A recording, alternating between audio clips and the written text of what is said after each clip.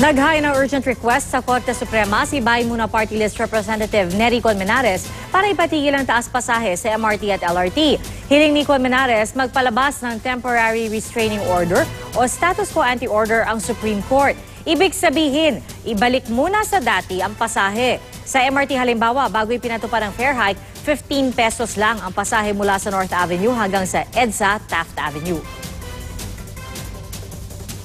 Kung mag-issue ang Korte Suprema ng TRO, hindi yan maramdaman ng gobyerno ang 13 million a day. Pero para sa taong bayan, napakalaking bagay nun. Sa February 11 naman, diringgin ng LTFRB ang petisyon para sa bawas pasahe sa bus. Pabor daw ang ilang bus driver dito, kasunod na rin ang pagmura ng mga produktong petrolyo. Malaking tulong din daw ito sa mga pasahero, lalo't tumaas ang pasahe sa MRT at LRT.